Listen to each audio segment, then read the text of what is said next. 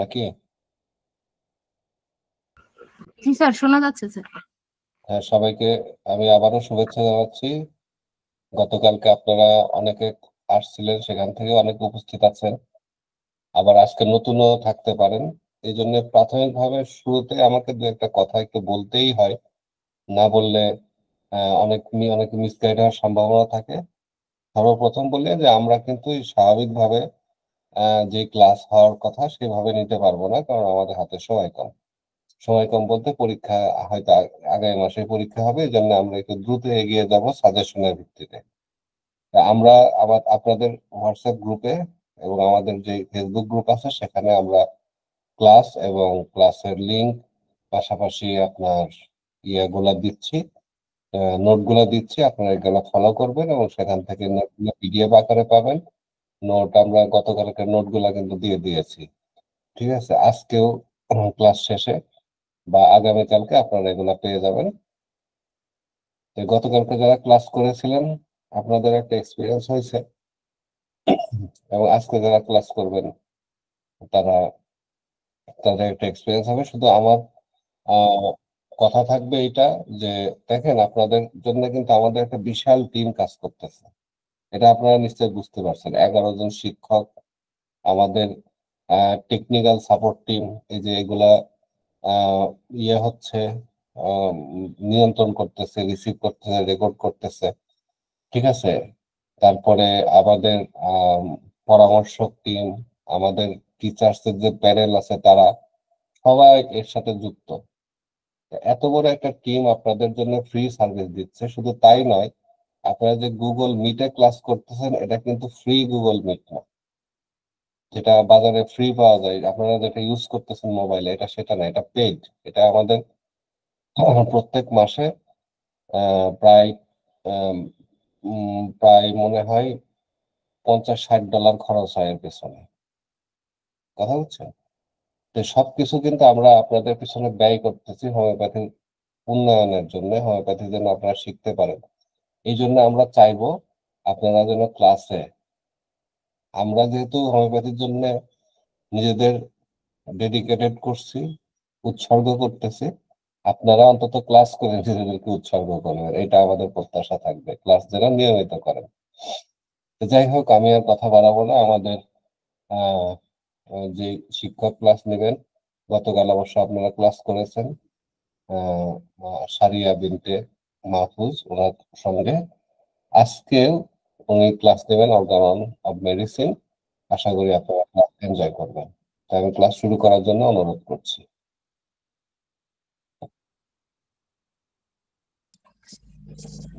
ধন্যবাদ স্যারকে আমাকে ক্লাস নেওয়ার সুযোগ দেওয়ার জন্য। তো প্রথমেই আমি আমার পরিচয়টা দিয়ে নিই। আমি শারিয়া বিনতে মাহফুজ, আমি হোমিও ডাইজেস্টের একজন স্টুডেন্ট। আপনারা আশা করি সকলে ভালো আছেন এবং আমিও ভালো আছি। আজকে আমি আপনাদের থার্ড ইয়ার অর্গানন ক্লাসটা নিব, এবং আমি চেষ্টা করেছি সাজেশন ওয়াইজ যে প্রশ্নগুলো সেইগুলো আহ, অনুযায়ী ক্লাস নেওয়ার, কারণ এখন যেহেতু আমাদের সময় নেই এবং বেশ ডিটেলস যদি পড়াতে চাই তাহলে দেখা যাবে যে আমরা যে সাজেশনটা সেটা কভার করতে পারবো না।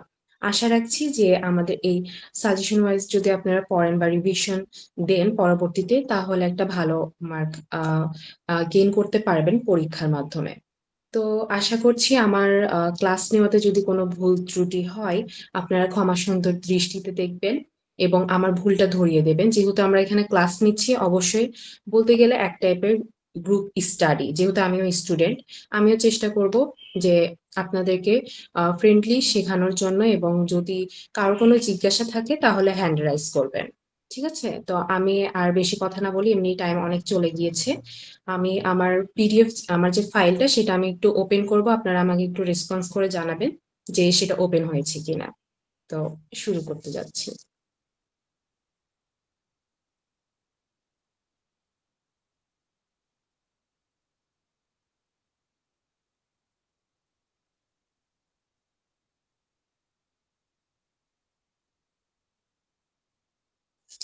আমার ফাইলটা কি দেখা যাচ্ছে?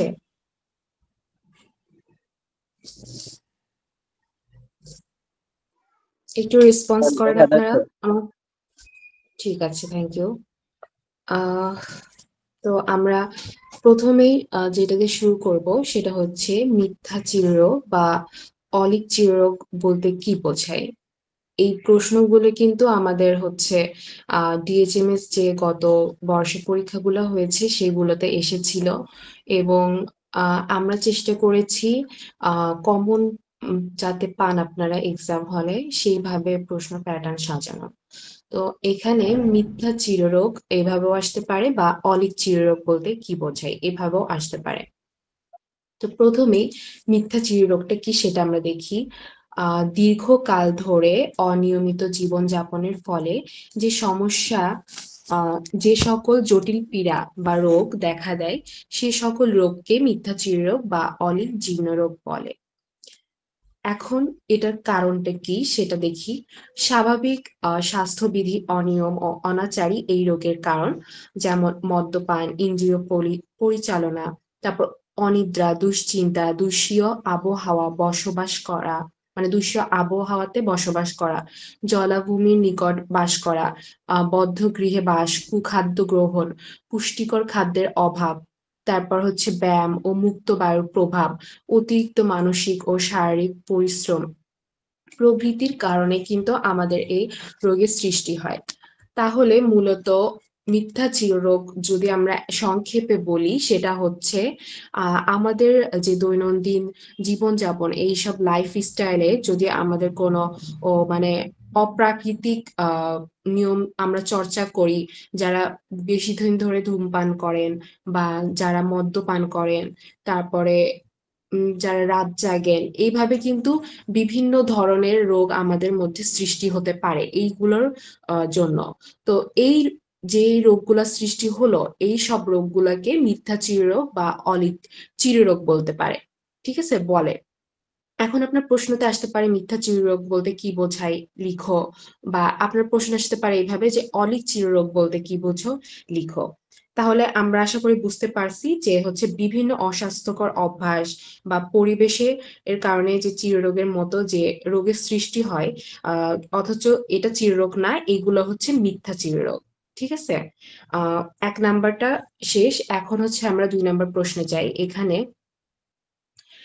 ঘ্রাণে ঔষধ প্রয়োগের পদ্ধতি আলোচনা করো বা কখন প্রয়োগ করা হয়। আচ্ছা, আমি যে 1 নাম্বারটা বললাম এটা কি আপনারা বুঝতে পারছেন, 1 নাম্বার প্রশ্নটা? জি ম্যাম। আচ্ছা, ঠিক আছে। এখন হচ্ছে 2 নাম্বার, ঘ্রাণে ঔষধ প্রয়োগের পদ্ধতি আলোচনা করো বা কখন প্রয়োগ করা হয়। এখন ঘ্রাণের যদি আমরা দেখি এখানে একটা সূত্র আছে, সেটা হচ্ছে মানে অর্গানের যে সূত্র 248 নাম্বার, সেখানে বলা হয়েছে রোগীকে ঔষধ সেবন করানো সম্ভবপর না হলে সুনির্বাচিত শক্তিকৃত ঔষধের ঘ্রাণ নেওয়ার ব্যবস্থা করতে হবে। এখন ঘ্রাণ কখন মানে ঘ্রাণের মাধ্যমে ঔষধ প্রয়োগ করা হয় সেটা হচ্ছে যখন রোগীর খুবই দুর্বল অবস্থা, যে সে মানে এমন যে তার খাওয়ার মতো উপযুক্ত না, ওষুধ খাওয়ার মতো শরীরে হেলথ লেভেল নেই এবং সেই ক্যাপাবিলিটি তার নেই, তখন কিন্তু এই ঘ্রাণের যে ঔষধ মানে ঘ্রাণের মাধ্যমে ওষুধটা প্রয়োগ করা হয়। তাহলে ঘ্রাণে ওষুধ প্রয়োগের সময়টা কি সেটা আমরা দেখি। যখন দীর্ঘকালের রোগের জন্য কোনো রোগীর দুর্বল হয়ে পড়ে, সে রোগী যদি স্নায়বিক প্রবণ হয় তবে এই সকল রোগী সামান্য মাত্রার ঔষধের প্রতিক্রিয়াও সহ্য করতে পারে না। এই সকল রোগীর ক্ষেত্রে ঔষধ প্রয়োগ করা কঠিন, প্রয়োগ করা হয়।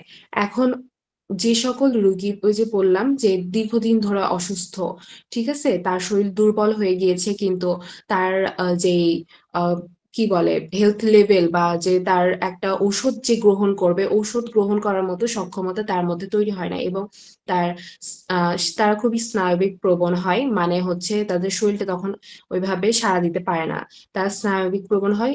এই ক্ষেত্রে রোগীগুলাকে যেই আহ, মানে ডাইরেক্ট ওষুধ না দিয়ে ঘ্রাণের মাধ্যমে ওষুধ প্রয়োগ করা হয়। এখন ওষুধ প্রয়োগ পদ্ধতি যেটা সেটা দেখব।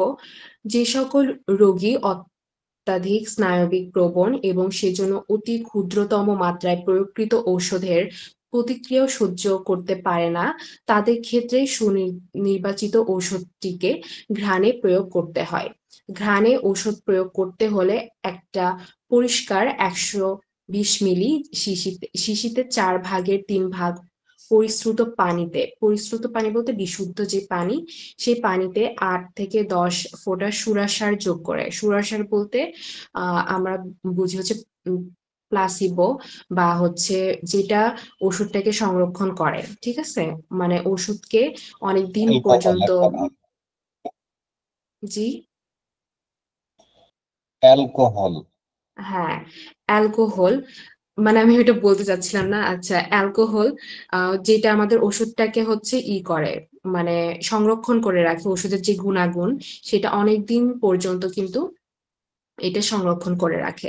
তাহলে কি করতে হবে? 120 মিলি শিশিতে 4/3 পরিশ্রুত পানি মানে বিশুদ্ধ পানি দেওয়ার পরে সেখানে 8 বা 10 ফোঁটা যে সুরাসার যোগ মানে অ্যালকোহল যোগ করতে হবে।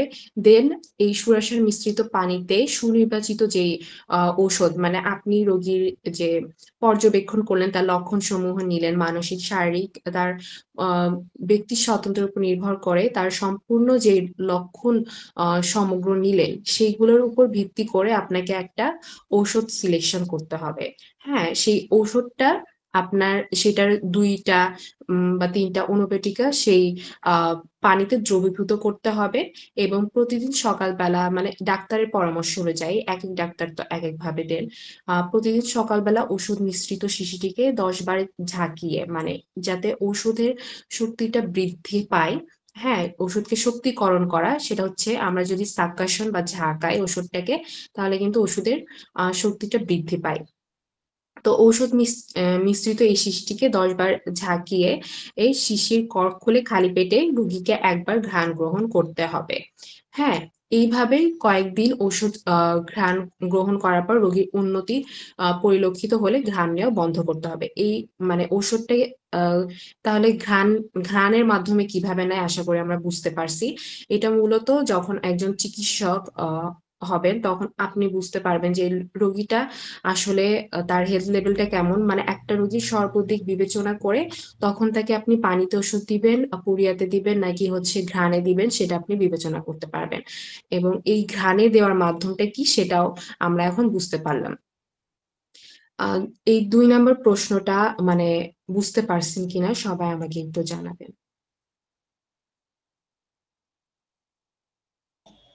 একটু রেসপন্স করেন আপনারা। জি ম্যাম, খুব সুন্দর করে বোঝাই দিয়েছেন ম্যাম। Thank you. আচ্ছা, এখানে একটা আচ্ছা, প্রসঙ্গত আমি একটু জি কথা ম্যাম, বুঝতে বলি, পারছি ম্যাম। প্রসঙ্গত আপনাদের জি স্যার। আইডিয়াটা পরিষ্কার করার জন্য। দেখেন, ঘ্রাণের মাধ্যমে ওষুধ যাচ্ছে, এটা একটা অদ্ভুত বিষয় না?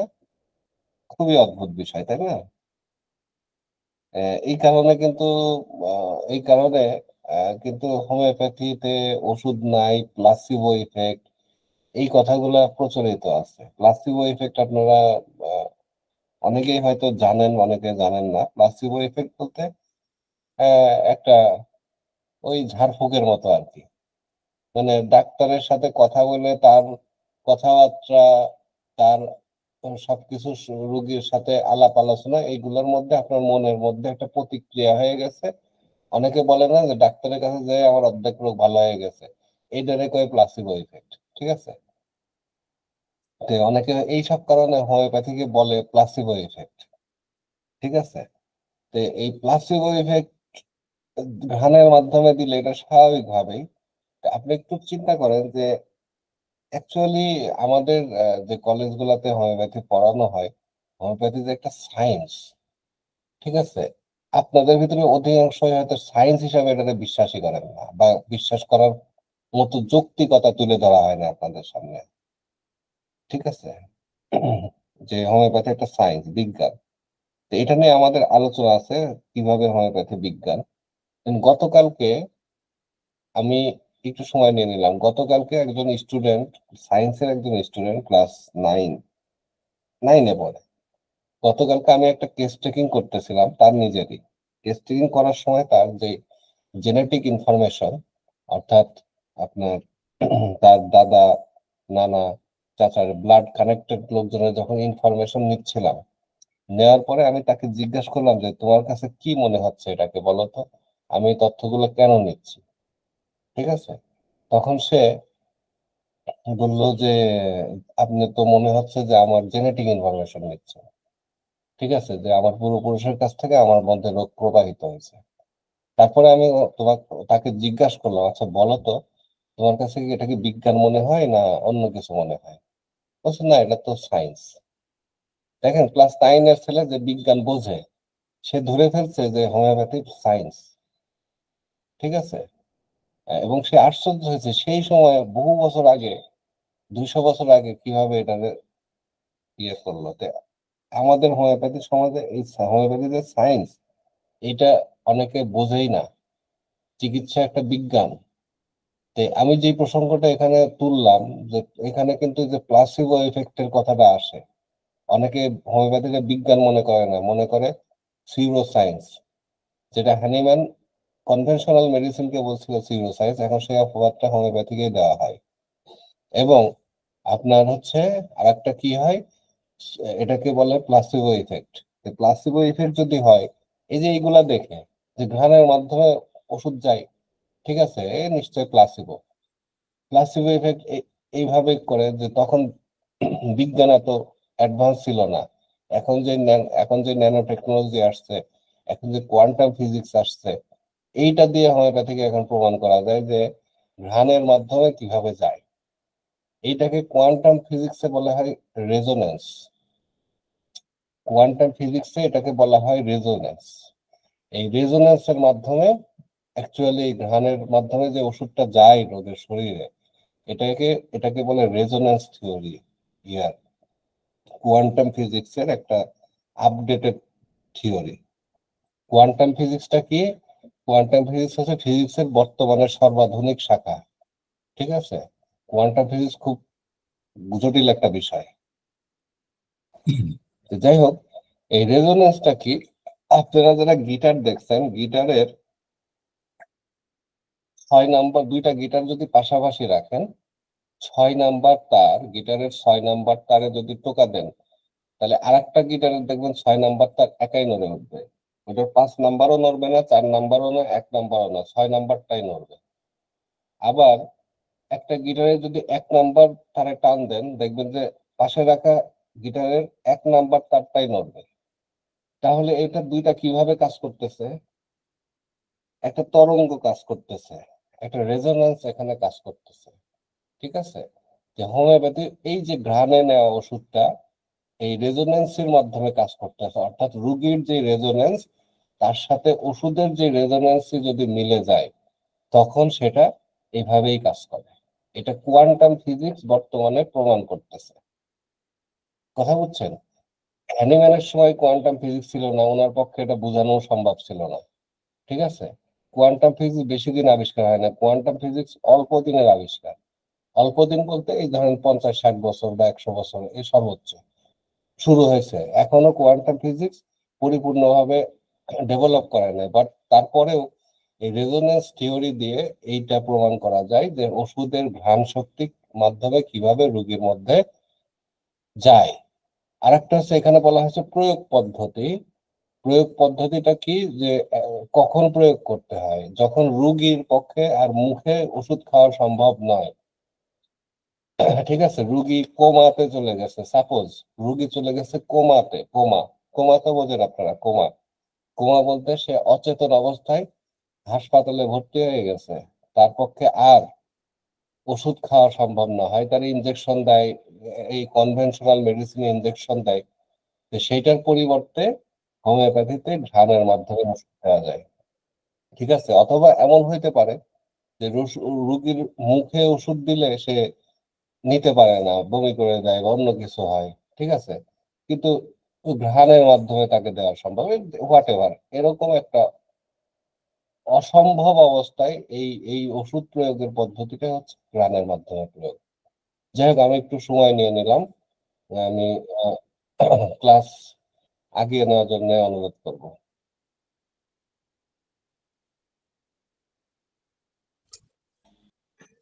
স্যারকে ধন্যবাদ মানে প্রশ্নটা আরো ভালোভাবে ক্লিয়ার করার জন্য। আশা করি সবাই বুঝতে পেরেছেন যে ঘ্রাণে ওষুধ প্রয়োগ করা হয় কখন এবং কিভাবে এটা মানে শরীরে কিভাবে কাজ করে। তো আমরা আমাদের দ্বিতীয় প্রশ্নটা শেষ করলাম। এখন আমরা হচ্ছে আমাদের তৃতীয় যে প্রশ্ন আছে সেটাতে যাব। এখানে প্রথমত প্রশ্নটা হচ্ছে হোমিওপ্যাথিক বৃদ্ধি এবং ঔষধজ বৃদ্ধি বলতে কি বোঝো এবং এদের মধ্যকার পার্থক্য লিখো। তো আমাদের যে প্রশ্ন আসবে তো সেখানে কিন্তু এভাবেও আসতে পারে যে হোমিওপ্যাথিক বৃদ্ধি মানে দুইটা একসাথে আসতেও পারে নাও পারে, যে শুধু আসলো যে হোমিওপ্যাথিক বৃদ্ধি বলতে কি বোঝো এইটুকু, বা ঔষধজ বৃদ্ধি বলতে কি বোঝো এইটুকু, এবং এদের সাথে আসতে পারে যে হোমিওপ্যাথিক বৃদ্ধি এবং ঔষধজ বৃদ্ধির মধ্যে পার্থক্য লিখো। তো আমরা হোমিওপ্যাথিক বৃদ্ধি কি প্রথমে সেটা দেখি।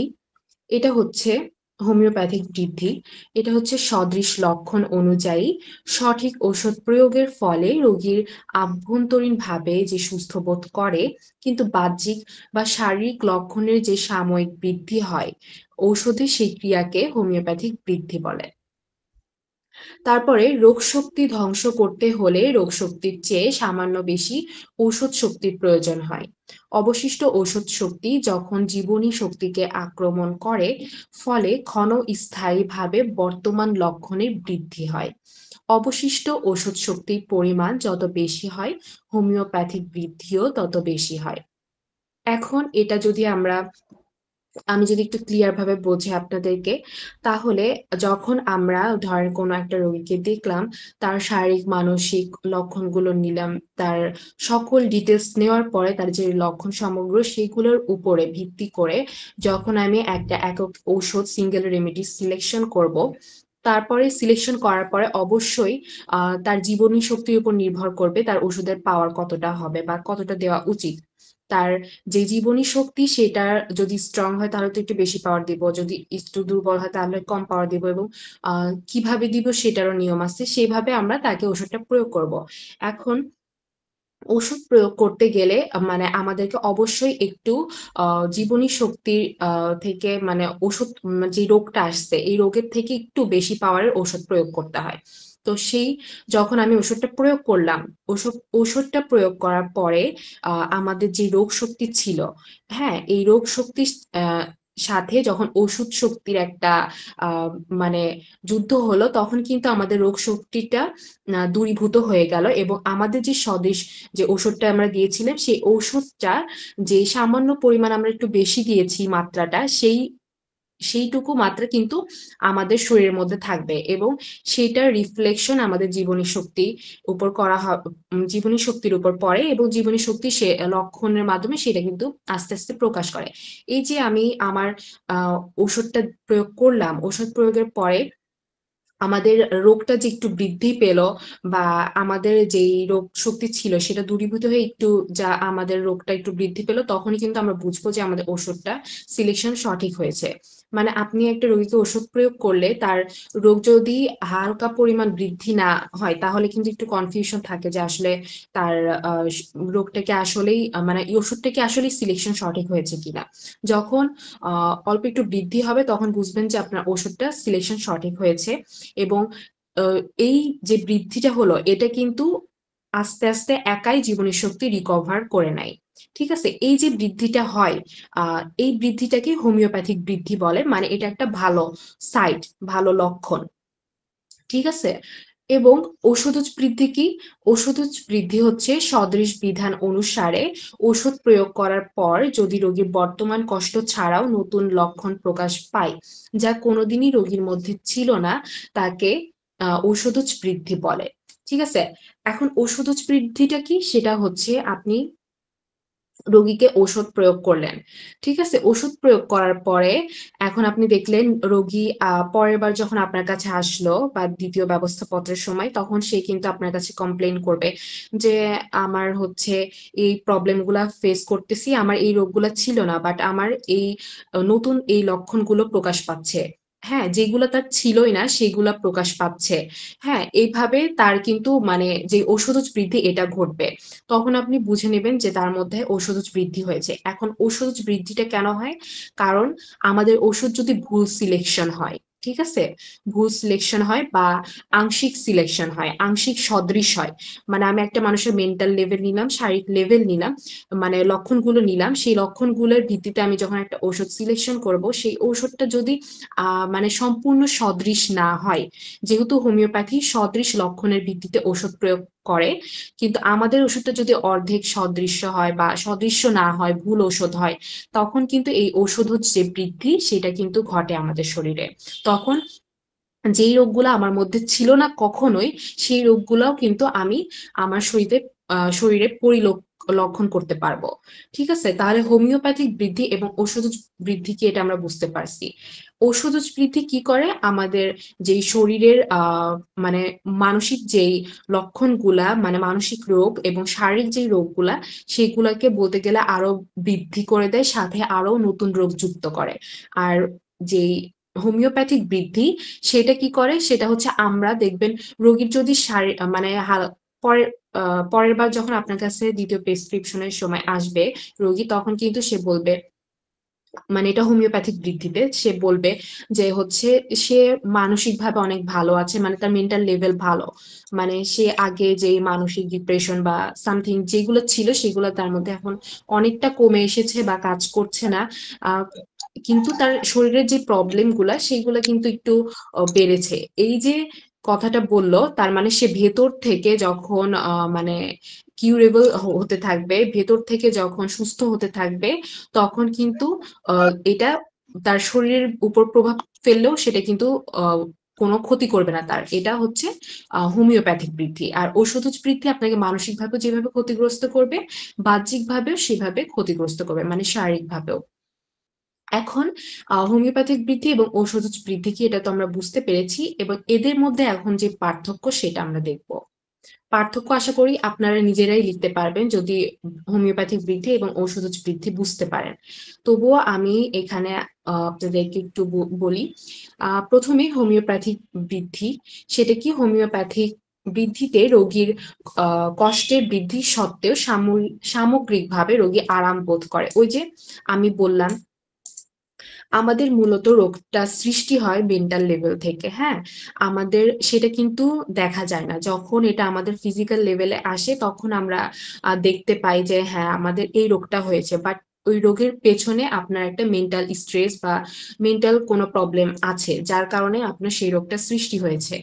এখন আহ, যখন হোমিওপ্যাথিক বৃদ্ধিটা হবে, অর্থাৎ হোমিওপ্যাথিক বৃদ্ধিতে রোগী তখন সে ফিল করতে পারবে সে আগের থেকে তার যে মেন্টাল স্ট্রেস বা যে মেন্টাল প্রবলেম গুলো ছিল সেগুলো কমে এসেছে, কিন্তু শারীরিকভাবে হালকা একটু প্রবলেম দেখা দিচ্ছে। এইটা ঠিক আছে যে সে ভেতর থেকে সুস্থ হওয়া শুরু করছে, হ্যাঁ। তার মানে যখন একটা মানুষ মানসিকভাবে শান্তিতে থাকবে, তখন তার বাহ্যিক জিনিসগুলা কিন্তু তার অতটা মানে ইফেক্ট ফেলবে না তার উপরে। আমি বা আপনি যদি মানসিকভাবে সুস্থ থাকি, তাহলে আমার বাইরে যদি এ, জ্বর হয় বা বাইরে ঘা হয়, ফোড়া হয়, এগুলো আমার কাছে অতটা এই মনে হবে না। কিন্তু আমি বাইরের দিক থেকে অনেক সুস্থ, অনেক স্ট্রং ম্যান, হ্যাঁ, কিন্তু ভেতরের দিক থেকে মানে মেন্টালি লেভেলে সিক, মানে অসুস্থ, ঠিক আছে, তাহলে তখন কিন্তু সেটা আপনাকে সবাই বলবে কি, পাগল। ঠিক আছে, পাগল কিন্তু শারীরিকভাবে সুস্থ থাকে, কিন্তু তাদের মেন্টাল যে লেভেলটা সেটা একদমই বিকৃত পর্যায়ে যায়। তার মানে একটা মানুষ যখন মেন্টাল লেভেল সুস্থ থাকে, তখন সে আস্তে আস্তে কিউরেবল হতে থাকে। তো এটাই হচ্ছে হোমিওপ্যাথিতে, সে তখন ভাববে, সে আপনাকে এসে বলবে যে হ্যাঁ ডাক্তার সাহেব, আমি অনেক ভালো অনুভব করছি, আমি আমার আগের থেকে যে মানসিক উন্নতিটা হয়েছে, কিন্তু সমস্যা নেই, আমার এই প্রবলেম গুলা শারীরিক হচ্ছে, আপনি একটু ওষুধ দিন, আমি ঠিক হয়ে যাবে, এইভাবে কিন্তু করবে। তো এই জিনিস, এটা হচ্ছে কি, হোমিওপ্যাথিক বৃদ্ধি হলে সে সার্বিকভাবে আরাম বোধ করবে। আর ঔষধজ বৃদ্ধিতে, ওষুধের ঔষধজ বৃদ্ধিতে রোগী আরো কাতর হয়ে যায়, মানে দেখবেন যখন তার রোগ অলরেডি আছে মানসিক শারীরিক, তার উপরে যদি তার আরো নতুন রোগ যোগ হয়, তাহলে তার কি একটা অবস্থা হবে বুঝেন। সেই রোগী তার দ্বিতীয়বার আসবেই না আপনার কাছে, দ্বিতীয়বার আসলে পরবর্তীতে আর আসবে না। তো এইটা হচ্ছে ঔষধজ বৃদ্ধি। সেকেন্ড, হোমিওপ্যাথিক বৃদ্ধিতে রোগীর মানসিক অবস্থা অপেক্ষাকৃত শান্ত এবং সুস্থির বলে মনে হয়। ওই যে যেটা বললাম, সে মানসিকভাবে অনেক শান্তি ফিল করে, ঠিক আছে, যদি হোমিওপ্যাথিক বৃদ্ধি হয়, মানে আপনার ওষুধ সিলেকশন সঠিক হয়েছে, এই জন্য সে শান্তি ফিল করছে। নেক্সটে, ওষুধ ঔষধের যে বৃদ্ধি, এটাতে রোগী মানসিক অবস্থা আকার মানে অবস্থা করুণ আকার ধারণ করতে থাকে, মানে মানসিক অবস্থা খুবই খারাপ হতে থাকে। স্বাভাবিকভাবেই রোগীর রোগ আছে সেগুলো তো বাড়বে, আবার নতুন রোগ যোগ হয়ে সে তার মানসিক লেভেল একদমই শেষ হয়ে যাবে। নেক্সটে হোমিওপ্যাথিক বৃদ্ধিতে রোগীর বাহ্যিক বৃদ্ধি ঘটলেও আভ্যন্তরীণভাবে রোগী শান্তি অনুভব করে। ওই যে যেটা বললাম প্রথমেই যে বাহ্যিকভাবে সে যদি মানে রোগীর শারীরিক কিছু প্রবলেম দেখা দিলেও সে ভেতর থেকে শান্তি অনুভব করবে। আর ঔষধের বৃদ্ধিতে আভ্যন্তরীণ ও বাহ্যিক উভয় লক্ষণের বৃদ্ধি ঘটে। ঠিক আছে? উভয় লক্ষণেরই বৃদ্ধি ঘটে। আচ্ছা, আমার ফাইলটা কি দেখা যাচ্ছে? আপনারা একটু আমাকে জানান তো। না ম্যাম, দেখা যাচ্ছে না। ও আচ্ছা, আমাকে বলবেন না যে ফাইল দেখা যাচ্ছে না, আমি তো আচ্ছা এক মিনিট, একটু অপেক্ষা করেন। আমি তো ভাবছি আমার ফাইলটা দেখা যাচ্ছে।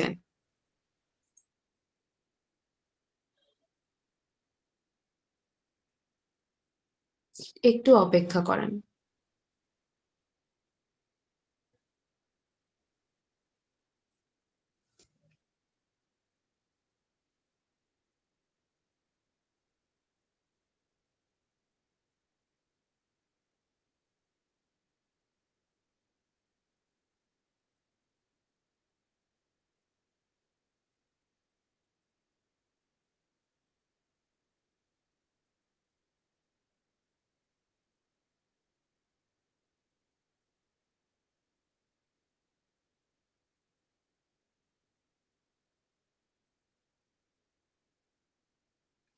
সরি, আমার ফাইলটা দেখা যাচ্ছিল না। আমার ফাইল মানে আমি তো ফাইল দেখে পড়াচ্ছি, এখন আমারটা দেখা যাচ্ছে কিনা এটা তো আমি বুঝতে পারিনি। আপনারা একটু রেসপন্স করবেন, হ্যাঁ, যদি মানে প্রবলেম দেখেন কোনো, কারণ ফাইল দেখলে আপনাদের জন্য বুঝতে আরো সুবিধা হবে। এতক্ষণ যেগুলো বলেছি আপনারা কি বুঝতে পেরেছেন? একটু রেসপন্স করেন। জি ম্যাম, ক্লিয়ার। অন্য সবার কথা বলতে পারবো। আচ্ছা ঠিক আছে, এখন দেখা যাচ্ছে আমার ফাইল? জি ম্যাম, এখন দেখা যায়। আচ্ছা ধন্যবাদ। না দেখা গেলে আমাকে একটু বলে দিবেন, হ্যাঁ? ওকে। আচ্ছা, তাহলে আমরা কতদূর ছিলাম? ওষুধের বৃদ্ধিতে আভ্যন্তরীণ বাহ্যিক উভয় লক্ষণেই বৃদ্ধি ঘটে। ঠিক আছে? এটা তো আমরা বললামই যে আসলে কিভাবে আভ্যন্তরীণ এবং বাহ্যিকভাবে লক্ষণের বৃদ্ধি ঘটে। তারপর হচ্ছে হোমিওপ্যাথিক বৃদ্ধি স্বল্প স্থায়ী। ও যে আমরা বললাম যে সেটা আপনাকে হয়তো আপনি বুঝতে পারবেন কিভাবে যে আপনার ওষুধটা একদম সঠিক হয়েছে। হয়তো আপনার রোগী ২য় বার এসে আপনাকে বলবে যে হচ্ছে, "হ্যাঁ, স্যার আমার আ আগের থেকে আমি ভালো আছি। কিন্তু আমার রোগ মানে শারীরিকভাবে একটু প্রবলেম দেখা যাচ্ছে। মানে আমার যে রোগগুলা ছিল সেইগুলা অল্প একটু বেড়েছে।" ঠিক আছে? এই ওষুধ বৃদ্ধি যদি খুব বেশি হয়ে যায় যে সে কন্ট্রোল করতে পারছে না, মানে হোমিওপ্যাথিক বৃদ্ধি যেটা, এটা যদি খুব বেশি হয়ে যায়, তখন হয়তো আপনি ঔষধটাকে স্কিপ করে দিবেন। যখন সে বলবে যে ওষুধ বৃদ্ধি, তার শরীরের রোগগুলা একটু বৃদ্ধি হয়েছে, তখন আপনি আপনার ওষুধ যে সেটাকে স্টপ করে দিবেন। তারপরে যেই বৃদ্ধিটা হলো সেটা একাই রিকভারি হয়ে যাবে। কিন্তু আপনি বৃদ্ধি হলো, ওষুধ দিতেই থাকলেন, তাহলে কিন্তু রোগী আরো ব্যথায় কাতরাতে থাকবে। ঠিক আছে? আর এই বৃদ্ধিটা কি হয়, যখন আপনি ওষুধটি স্টপ করে দিলেন তখন যেইটুকু ওষুধের বৃদ্ধি ছিল, মানে হোমিওপ্যাথিক বৃদ্ধি হলো, ওইটুকু কিন্তু একাই রিকভার হয়ে যাবে অল্প কিছুদিনের মধ্যে। কিন্তু ওষুধের যে বৃদ্ধি, যে আপনি একটা রোগীকে দীর্ঘদিন ধরে ভুল ওষুধ প্রয়োগ করতেই থাকবেন, মানে করতেই থাকলেন, আংশিক সদৃশ কিংবা একদমই ভুল ওষুধ আপনি রোগীকে প্রয়োগ করতেই থাকলেন, বা একটা রোগীর উপর ভিত্তি করে তাকে মানে তার মানসিক বা শারীরিক কোনো কিছুই নিলেন না, কেস টেকিং করলেন না, তাকে ভুল ওষুধ প্রয়োগ করতেই থাকলেন, তখন কিন্তু দীর্ঘদিন পরে দেখা যাবে রোগীর মধ্যে ওইটাই একটা জেনেটিক প্রবলেম হয়ে দাঁড়িয়েছে, মানে একটা নতুন রোগ সৃষ্টি করছে ওষুধটা। ঠিক আছে? তখন এই যে রোগটা সৃষ্টি হলো এটা কিন্তু দীর্ঘস্থায়ী হবে। মানে তখন আপনাকে অনেক ঝামেলা পোহাতে হবে এই রোগটা সারানোর জন্য। মানে ঔষধের যেই পার্শ্ব প্রতিক্রিয়া, সেম অনেকে বলে যে হোমিওপ্যাথিতে পার্শ্ব প্রতিক্রিয়া নেই, আসলে পার্শ্ব প্রতিক্রিয়া নেই, কিন্তু যখন আপনি একটা রোগীকে দীর্ঘদিন ধরে একটা ভুল ঔষধ প্রয়োগ করবেন তখন কিন্তু অবশ্যই পার্শ্ব প্রতিক্রিয়া হবে। তখন তার মধ্যে একটা নতুন রোগ সৃষ্টি হবে। ঠিক আছে? এই জন্য আমরা যখন ওষুধ সিলেকশন করব অনেক দিক বিবেচনা করে আমাদেরকে ওষুধটা সিলেকশন করতে হবে এবং অবশ্যই 95% সদৃশ ওষুধ হতে হবে। 100% অ হবে, অনেক সময় 100% হবে, কিন্তু 95 হইতে হবে। এইভাবে আমাদেরকে ট্রিটমেন্ট দিতে হবে। তাহলে ওষুধের বৃদ্ধি দীর্ঘস্থায়ী হয়। মানে আপনি যদি ভুল ওষুধ প্রয়োগ করতেই থাকেন, সেটা কিন্তু দীর্ঘদিন ধরে থাকবে। এই যে আপনি একবার ওষুধ দিলেন, রোগীর মধ্যে যেই লক্ষণগুলো সৃষ্টি হলে, এইগুলো যদি আপনি মানে ওষুধটা সাথে, সাথে বন্ধ না করেন বা না দেন, সেইগুলার যে ইফেক্ট থাকবে রোগীর মধ্যে ওষুধের যে ইফেক্ট থাকবে, সেগুলো কিন্তু অনেক দিন ধরে তাকে বয়ে বেড়াতে হবে। নেক্সটে হোমিওপ্যাথিক বৃদ্ধিতে শক্তির উন্নতি হয়। হোমিওপ্যাথিক বৃদ্ধিতে শক্তির উন্নতি হয়। ওই যে বললাম যে হোমিওপ্যাথিক বৃদ্ধিতে কি সে মানসিকভাবে স্ট্রং হচ্ছে, তার মানে ভেতর থেকে সে বাইরের দিকে তার লক্ষণগুলো চলে আসছে এবং ভেতর থেকে সে সুস্থ হচ্ছে। একটা মানুষ ভেতর থেকে সুস্থ হওয়া মানে তার শক্তির যে উন্নতি সেটা কিন্তু হচ্ছে। আমাদের প্রতিটা রোগী কিন্তু বলতে গেলে মেন্টাল লেভেল থেকে শুরু হয়। ঠিক আছে? আমাদের মেন্টাল লেভেল কি, আমাদের মানসিকভাবে যদি আমরা শান্তিতে না থাকি, মানসিকভাবে সুস্থ না থাকি, তাহলে আমাদের রোগগুলো আস্তে আস্তে দেখা দিবে। ঠিক আছে? নেক্সট হচ্ছে ঔষধের বৃদ্ধিতে শক্তির অবনতি হয়। ওই যে বললাম ভুল ওষুধ প্রয়োগ করলে তো শক্তির অবনতি হবেই। যেটুকু রোগ ছিল আপনি আরো রোগ বাড়িয়ে দিলেন, তাহলে তো সে আরো অসুস্থ হয়ে যাবে, তার শক্তি আরো মানে কমে যেতে থাকবে। 6 নাম্বার, এতে ওষুধ নির্বাচন সম্পূর্ণ সদৃশ, মানে হোমিওপ্যাথিক বৃদ্ধিতে ওষুধ নির্বাচন সম্পূর্ণ সদৃশ। আর ঔষধ হচ্ছে বৃদ্ধিতে কি নির্বাচন আংশিক সদৃশ, বা বলতে গেলে আহ একদমই কম সদৃশ বা ভুল।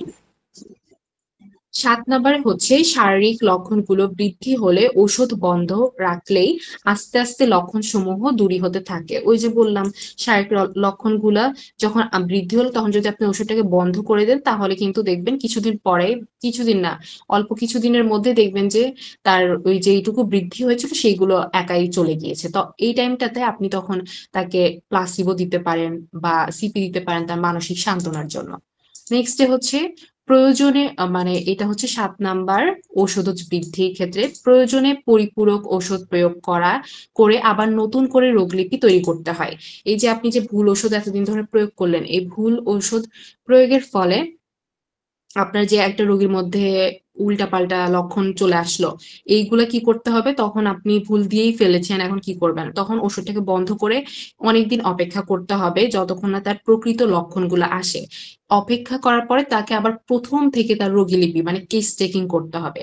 কেস টেকিং করার পরে তখন আপনাকে সদৃশ ওষুধ সিলেকশন করে তাকে প্রয়োগ করতে হবে। তারপর হচ্ছে আহ রোগের উন্নতি হতে থাকে, এটা হচ্ছে হোমিওপ্যাথিক বৃদ্ধিতে রোগের উন্নতি হতে থাকে, আর ঔষধজ বৃদ্ধিতে রোগের অবনতি শুরু হতে থাকে। তাহলে আমরা হোমিওপ্যাথিক বৃদ্ধি এবং ঔষধজ বৃদ্ধির মধ্যে যে পার্থক্য গুলো এটা আমরা বুঝতে পেরেছি। এখন আমাকে বলেন কারোর কোনো কোশ্চেন আছে কিনা এই প্রশ্নটাতে, বা বুঝতে পেরেছেন কিনা, একটু রেসপন্স করেন।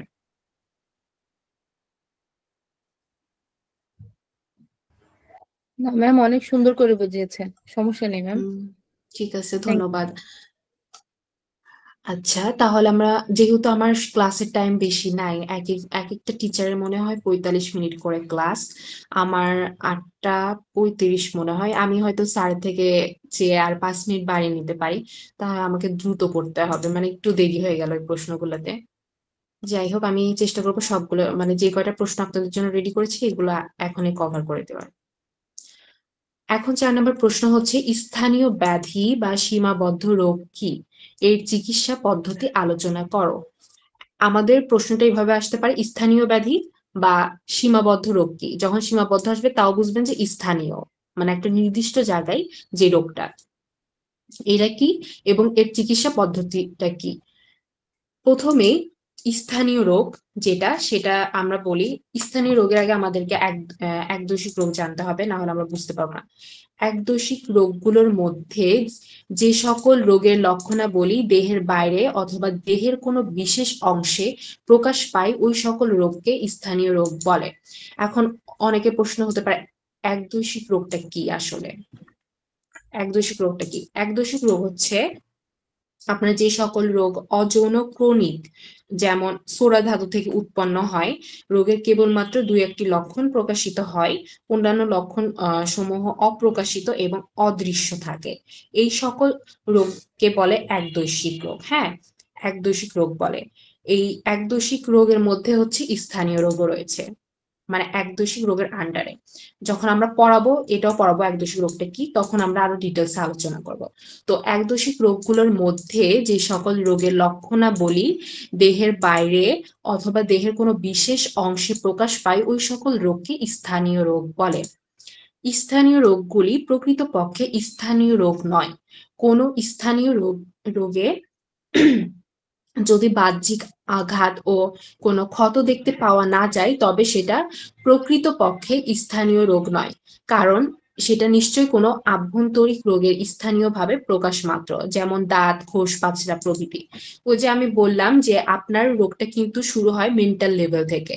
মেন্টাল লেভেল থেকে যেটা রোগটা ডেভেলপ করতে করতে যখন আপনার ফিজিক্যাল লেভেলে আসে, তখন কিন্তু আপনি দেখতে পান যে হ্যাঁ, আমার তো রোগ হয়েছে। তখন আপনি মনে করেন যে আপনার রোগ হয়েছে, তখন আপনি আপনার শরীরে যে রোগটা, ওইটাকে ভাবেন যে রোগ। আসলে তো রোগ ওইটা না, রোগ তো আপনার ভেতর থেকে শুরু হয়েছে সেই তখনই, যখন আপনি মানসিকভাবে অসুস্থ ছিলেন। ঠিক আছে, মেন্টাল লেভেল থেকেই আপনার রোগটা সৃষ্টি হয়েছে।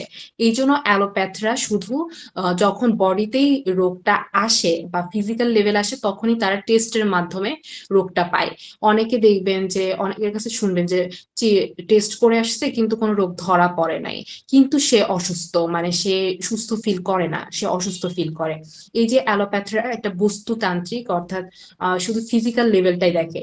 একটা মানুষ যে মানুষ আত্মিক এবং বাহ্যিক দিক দিয়ে, মানসিক এবং শারীরিক দিক দিয়ে একটা মানুষ, সেটা তারা বিবেচনা করে না। আর হোমিওপ্যাথরা কি করে, এখানেই তাদের আর হোমিওপ্যাথদের মধ্যে মূল পার্থক্য, যে হোমিওপ্যাথরা একটা মানুষকে মানসিক হিসাবেও বিবেচনা করে এবং শারীরিক হিসাবেও, কারণ একটা মানুষ মানসিক, শারীরিক, আত্মিক এই সব মিলাই একটা মানুষ, সে শুধু তার বডি মানুষ না। একটা মানুষ মারা গেলে তখন কিন্তু তার আত্মাটা চলে যায়, তখন আমরা ওই ফিজিক্যাল লেভেলটাকে, মানে ফিজিক্যাল বডিটাকে বলি ডেড বডি, তাই না? তো আমাদেরকে সেই মানুষটার মানসিক লেভেলটাও দেখতে হবে। এই তাহলে স্থানীয় ব্যাধিটা কি, এই যে দাঁত, খোস, পাচড়া এইগুলা। কিন্তু স্থানীয় ব্যাধি যখন আপনি দেখলেন, এটাকে শুধু আপনি ভাববেন না যে এটা খোস, পাচড়া বা দাঁত, তখন ভাববেন যে এটার ভেতরেও কোনো আছে, যে সেটা ভেতর থেকে সৃষ্টি হয়েছে, মানে তার ভেতরে কোনো প্রবলেম আছে মানসিক ভাবে বা তার মেন্টাল লেভেলে, সেখান থেকে আস্তে আস্তে ডেভেলপ করে আপনার এই খোস, পাচড়া, দাঁত তার শরীরে প্রকাশমান হয়েছে। ঠিক আছে, এখন স্থানীয় রোগ দুই প্রকার, যথা আভ্যন্তরীণ উপসর্গ এবং বাহ্যিক উপসর্গ। ঠিক আছে, ভেতরের লক্ষণ এবং বাহ্যিক লক্ষণ। বাহ্যিক স্থানীয় রোগকে আবার দুই ভাগে ভাগ করা হয়, সেটা হচ্ছে ডায়নামিক্যাল বাহ্যিক স্থানীয় ব্যাধি, যেমন দাঁত, খোস, পাচড়া। দ্বিতীয়টা হচ্ছে সার্জিক্যাল স্থানীয় ব্যাধি, যেমন অস্থিভঙ্গ, সন্ধি চুক্তি, আঘাত থেকে সৃষ্ট লক্ষণ বা ক্ষত, মারাত্মক ধরনের আগুনে পোড়া প্রভৃতি। স্থানীয় ব্যাধির মধ্যে যেটা হচ্ছে সার্জিক্যাল বলতে বোঝানো হচ্ছে মানে সার্জারির মাধ্যমে করতে হয়। হ্যাঁ, যেমন আপনার যদি সন্ধি চুক্তি বলতে আপনার জয়েন্ট থেকে যদি মানে হাড়টা আলাদা হয়ে যায়, বা আপনার হাড্ডি যদি ভেঙে যায়, ঠিক আছে, বা আঘাত থেকে বড় ধরনের আঘাত পাইছেন, যেমন অ্যাক্সিডেন্ট করছেন, তখন কিন্তু এই সার্জিক্যাল, মানে এগুলো কিন্তু স্থানীয় ব্যাধি তখন। ঠিক আছে, আঘাত পেলেন যে আপনার হাড় ভেঙে গেল, ওইগুলো কিন্তু সার্জারি না করলে তখন কিন্তু সারবে না। ঠিক আছে, সার্জারি ইমার্জেন্সি তখন করা লাগবে। এই যে সার্জারি করলেন, এটা হচ্ছে সার্জিক্যাল স্থানীয় ব্যাধি। আর ডাইনামিক্যাল বাহ্যিক স্থানীয় ব্যাধিটা কি, দাঁত, খোস, পাচড়া। ডাইনামিক্যাল কেন বলা হয়েছে, এটা কিন্তু দ্রুত ছড়ায় যায়, দেখবেন দাঁত এটা কিন্তু এক জায়গা থেকে আরেক জায়গায় হতে থাকে। তারপর খোস, পাচড়া যেটা চুলকানি, একজনের মাধ্যমে আরেকজনের ছড়াতে থাকে। এইগুলা হচ্ছে ডাইনামিক্যাল স্থানীয় ব্যাধি। ঠিক আছে, এখন এটার আমরা তাহলে স্থানীয় ব্যাধিটা কি সেটা আমরা বুঝলাম, বা সীমাবদ্ধ রোগ কি সেটা আমরা বুঝলাম। এখন এটা চিকিৎসা পদ্ধতি কি সেটা আমরা আলোচনা করব। চিকিৎসা পদ্ধতি সংক্ষেপে যদি আমরা দেখি তাহলে স্থানীয় ব্যাধি যদি কোনো প্রচন্ড বাহ্যিক আঘাত থেকে উৎপন্ন হয় তাহলে প্রয়োজনীয় বাহ্যিক আনুষঙ্গিক চিকিৎসা ব্যবস্থা গ্রহণ করতে হবে। এই লাইনটা দ্বারা মূলত বোঝানো হয়েছে যদি আপনি বাহ্যিকভাবে কোনো আঘাত পান, যেমন আপনি অ্যাক্সিডেন্ট করলেন বা গাছ থেকে পড়ে গেলেন বা মানে সামথিং বাহ্যিকভাবে আপনি হঠাৎ করে চলাফেরা করতে গেলে অনেক সময় অনেক অ্যাক্সিডেন্ট হয়। এইগুলো হলে তখন কি বাহ্যিক আনুষঙ্গিক মানে আপনাকে হাসপাতালে যেতে হবে। হ্যাঁ, হাসপাতালে যেয়ে আপনি যদি সাথে সাথে ওই ব্যান্ডেজ যদি না করেন আপনার হাত ভেঙে গেলে, তখন কিন্তু আপনার হাতটা জোড়া লাগলো না, তাকে একটা ব্যান্ডেজ করার পরে আপনি না হোমিওপ্যাথি ওষুধ খেলেন, তখন সেটা আস্তে আস্তে আপনার বাহ্যিক দিক থেকেও আপনি যেমন সাপোর্ট দিলেন আপনার হাতটাকে, ভেতর দিক থেকেও আপনি হোমিওপ্যাথিক ওষুধ খেলেন যেটা ভেতরে আপনার হাড়ের সিস্টেমটাকে আহ আহ, শক্ত করতে বা হাড়ের ওই প্রবলেমটাকে রিকভার করতে সাহায্য করলো। ঠিক আছে? তারপরে হচ্ছে রোগীর লিপি তৈরি করে সদৃশ লক্ষণ অনুসারে নির্বাচিত ওষুধ প্রয়োগ করতে হবে। ওই যে আমি যেটা বললাম যে প্রথমে আপনার একটা অ্যাক্সিডেন্ট বা কিছু হলো, স্থানীয় ব্যাধি বলতে আমরা যেটা বুঝি যে আপনার কোনো জায়গায় কেটে গেল বা পুড়ে গেল, তখন সাথে সাথে যে প্রাথমিক চিকিৎসাটা মানে ব্যান্ডেজ বা সামথিং বা মলম না মানে হচ্ছে আপনি যখন হাসপাতালে গেলেন তারা একটা জিনিস করে ড্রেসিং করে আপনাকে সেটা ব্যান্ডেজ করে দিল, কিন্তু আপনাকে হোমিওপ্যাথিক যদি ওষুধটা খান তাহলে আপনার ওইটা যে ইনফেকশন হওয়ার ভয় ছিল বা দ্রুত যে রিকভার মানে ভেতর থেকে কাজ করা, সেটা কিন্তু হোমিওপ্যাথি ওষুধ করবে, যেটা ব্যান্ডেজেও অনেক সময় করে না। ঠিক আছে? ওরা হয়তো আপনাকে জাস্ট ওইটুকু প্রাথমিক চিকিৎসাটা দিয়ে দিল, কিন্তু ভেতর থেকে রিকভারি আপনাকেই করতে হবে হোমিওপ্যাথিক ওষুধের মাধ্যমে। তখন কি করতে হবে, তখন লক্ষণ সমূহ নিতে হবে যে এটা কিভাবে হলো, তার ব্যথা আছে কিনা, তার হচ্ছে কোনো বৃদ্ধি হচ্ছে কিনা, কি বলে কিসে গরমে ভালো লাগছে না ঠান্ডায় ভালো হচ্ছে, এই যাবতীয় জিনিস নিয়ে লক্ষণ নিয়ে তারপর ওষুধ প্রয়োগ করতে হবে। ৩ নম্বরে আছে এই ব্যাধি চিকিৎসার জন্য শারীরিক মানসিক উভয় লক্ষণের ভিত্তিতে ঔষধ প্রয়োগ করতে হবে। তাহলে শারীরিক মানসিক বলতে কি বোঝানো হচ্ছে, সে যে এখন আঘাতটা প্রাপ্ত হলো বা সে যে অ্যাক্সিডেন্টটা করলো এখন তার মেন্টাল লেভেল কেমন আছে আমাকে সেটা রাখতে হবে, যে তার কি অস্থির লাগছে, কারণ ওষুধে আমাদের হোমিওপ্যাথিক ওষুধে কিন্তু আমরা জানি মেন্টাল লেভেলও থাকে এবং যে ফিজিক্যাল লেভেল সেটাও আছে। তো আমাকে এই সদৃশ ওষুধ সিলেকশনের ক্ষেত্রে দুইটাই নেওয়া লাগবে, যে তার মানসিক অবস্থা কেমন এবং শারীরিক অবস্থা কেমন, সেটার ভিত্তিতে আমি একটা ওষুধ সিলেকশন করব। তারপরে সুপরীক্ষিত হোমিওপ্যাথিক ওষুধের মধ্য থেকে সদৃশ লক্ষণ অনুসারে সদৃশ ওষুধ প্রয়োগ করতে হবে। অর্থাৎ যেই ওষুধগুলো পরীক্ষিত হয়েছে হ্যাঁ স্বাভাবিকভাবে আমরা ওই ওষুধগুলোই সিলেকশন করব বা প্রয়োগ করব, কিন্তু অবশ্যই ওষুধটা সদৃশ লক্ষণ হতে হবে। ভুল ওষুধ প্রয়োগ করলে রোগীর অবস্থা আরো জটিল হবে। এটা আমি সংক্ষেপে এই পয়েন্টগুলো দিয়েছি।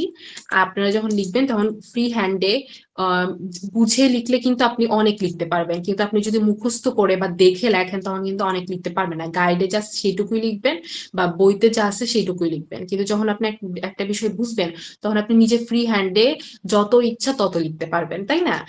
এখন আমি এখানে সংক্ষেপে দিয়েছি আর বর্ণনামূলকও দিয়েছি আপনাদের পরীক্ষার খাতায় লেখার জন্য, আপনারা এইটুকু পড়ে নিবেন যেহেতু আমার সময় বেশি নাই, আরো প্রশ্ন আছে। সো আমি এইটুকু বর্ণনাটুকু পড়লাম না। হ্যাঁ, বর্ণনাটা আমি মুখেই করে দিয়েছি, আশা করি আপনারা বুঝতে পারছেন। তো এখন আমাকে একটু রেসপন্স করেন এই 4 নাম্বার কোশ্চেনটা বুঝছেন কিনা, মানে উত্তরগুলা একটু রেসপন্স করেন কেউ একজন।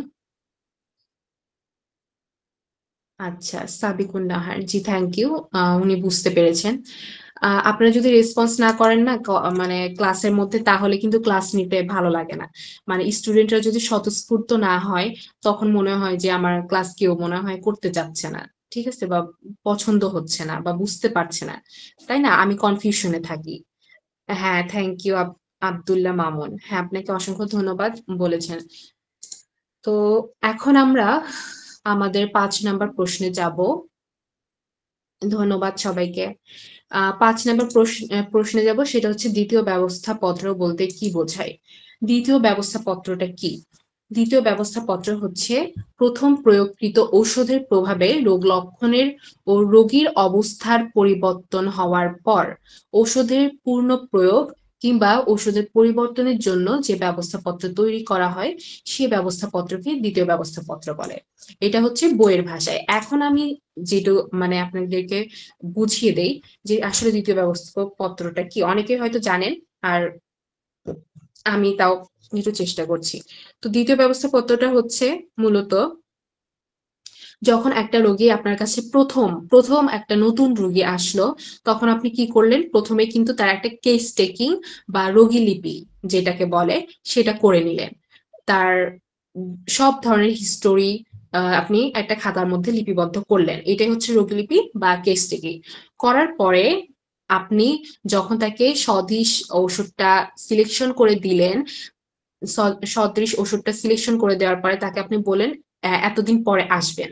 এই যে দ্বিতীয়বার যখন রোগীটা আপনার কাছে আসলো, তখন যেই তার অবস্থাটা কি, তার কি ওষুধটা দরকার নাকি ওষুধ বন্ধ করতে হবে নাকি ওষুধ দিতে হবে, এই যে জিনিসগুলো আপনি বিবেচনা করছেন দ্বিতীয়বার যখন আসলো, তখন কিন্তু সেটা দ্বিতীয় ব্যবস্থাপত্র হলো। ঠিক আছে? যেটাকে বলে ফলো আপ। আপনি ফলো আপ করলেন রোগীটাকে দ্বিতীয়বার যখন সে আসলো, তখন কিন্তু এটাকে দ্বিতীয় ব্যবস্থাপত্র বলে। অর্থাৎ প্রথম যেটা, দ্বিতীয় তৃতীয় এইভাবে কিন্তু তৃতীয় চতুর্থ এইভাবে কোনো ব্যবস্থাপত্র নাই। প্রথম এবং দ্বিতীয় দুইটা ব্যবস্থাপত্র। সেটা কি? প্রথমবার যখন রোগী আসলো আপনার কাছে, যখন রোগী লিপি করলেন, তার টেস্ট টেকিংটা করলেন, তখন আপনি যে একটা ওষুধ সিলেকশন করে তাকে দিলেন, তারপরে যে সে চলে গেল, এরপরে সে যতবার আসবে আপনার কাছে সেটাই হবে আপনার দ্বিতীয় ব্যবস্থাপত্র। আশা করি বুঝছেন দ্বিতীয় ব্যবস্থাপত্রটা কি। মানে সে যতবার আপনার কাছে আসবে, যতবার আপনি ফলো আপ করবেন প্রথমবারের পর থেকে, ততবারই হবে দ্বিতীয় ব্যবস্থাপত্র। হ্যাঁ, তৃতীয় বা চতুর্থ নামের কোনো ব্যবস্থাপত্র নাই। দ্বিতীয় ব্যবস্থাপত্র হচ্ছে এইটা, যতবার সে আসবে ততবারই সেটাই হবে তার দ্বিতীয় ব্যবস্থাপত্র। এখন দ্বিতীয় ব্যবস্থাপত্র প্রদানের সময়, ঠিক আছে, এটা হচ্ছে আরোগ্যর আরোগ্যের ক্রিয়াধারাকে অগ্রগামী করার লক্ষ্যে ওষুধের পুনঃপ্রয়োগের জন্য দ্বিতীয় ব্যবস্থাপত্র করা হয়। অর্থাৎ আপনার ওষুধটা যে দিয়েছেন, এটা কি অগ্রগামী হয়েছে, মানে ওষুধের কি আবার প্রয়োগ করতে হবে কিনা, সে যদি দেখা যায় যে তার ওই সবকিছু ঠিক হয়ে গেছে, একবার ওষুধ দিলেই তো সবকিছু ঠিক হয়ে যাবে না। একবার ওষুধ দেওয়ার পর আপনি ধরেন বুঝতে পারলেন যে তার হচ্ছে রোগগুলো কমতেছে কিন্তু খুব আস্তে আস্তে রোগ কমছে। হ্যাঁ, তখন আপনি হয়তো একটু ওষুধটাকে মাত্রা বাড়িয়ে দিলেন। ঠিক আছে? এই যে একটা সিদ্ধান্ত নিলেন দ্বিতীয় ব্যবস্থাপত্রের সময়। বা দ্বিতীয় ব্যবস্থাপত্র এমনও হতে পারে যে হচ্ছে আহ তার ওষুধটা আপনার ওই যে ভুল সিলেকশন করলেন। ঠিক আছে? ভুল সিলেকশন করলেন প্রথম ব্যবস্থাপত্রে, যখন দ্বিতীয়বার আসলো সে তখন আপনাকে বললো ডাক্তার আমার তো আরো নতুন রোগ যোগ হয়েছে, যেগুলো আমার ছিলই না। তখন আপনি কি করলেন? তখন হচ্ছে আবার আপনাকে প্রথম থেকে তার রোগ হয়তো ওষুধটা বন্ধ করে তার আগে প্রথমে রোগ লক্ষণগুলো ফুটায় তোলা লাগবে। বা মানে আপনি যে একটা সিদ্ধান্ত নিবেন, তখন এই সিদ্ধান্তটা কিন্তু আপনি দ্বিতীয় ব্যবস্থাপত্রে নিবেন। তারপর হচ্ছে প্রথম ব্যবস্থাপত্রে ক্ষতিকর ক্রিয়া প্রতিকারের জন্য দ্বিতীয় ব্যবস্থাপত্র করা হয়। এখন ওই যে ক্ষতিকর ক্রিয়া যেটা বললাম যে ঔষধজ বৃদ্ধি, হ্যাঁ, যে রোগী কমপ্লেন করতেছে তার বেড়ে গেছে বা নতুন রোগ যোগ হয়েছে, তখন আপনি যে সিদ্ধান্তটা নিবেন দ্বিতীয় ব্যবস্থাপত্র সেটাই। তারপর হচ্ছে আরোগ্যের পরিপূর্ণতা দিতে পরিপূরক ঔষধ প্রয়োগের জন্য দ্বিতীয় ব্যবস্থাপত্র করা হয়। যে রোগীর হচ্ছে এখন দ্বিতীয়বার যখন আসলো তার এই সিমটমস, আগে যে সিমটমস বা হচ্ছে লক্ষণগুলি ছিল সেগুলো চলে গিয়েছে। এখন তাকে আমি হচ্ছে একটা নতুন মানে তার মধ্যে এখন অন্যান্য লক্ষণগুলো দেখা দিচ্ছে, তখন আমি আরেকটা ওষুধ সিলেকশন করব যখন, তখন কিন্তু দ্বিতীয় ব্যবস্থাপত্র কাজে লাগে। মানে দ্বিতীয় ব্যবস্থাপত্রে আমরা ওষুধ হয়তো সিলেকশন করব, ওষুধ হয়তো বাদ দিব, মানে আপনি পরিবেশ পরিস্থিতি রোগীর অবস্থা সবকিছু বিবেচনা করে আহ অর্গানন অনুযায়ী, হ্যানিম্যানের অনুযায়ী যেই সিদ্ধান্তটা নিবেন দ্বিতীয় ব্যবস্থাপত্রে, সেটাই হচ্ছে রাইট সিদ্ধান্ত। ঠিক আছে?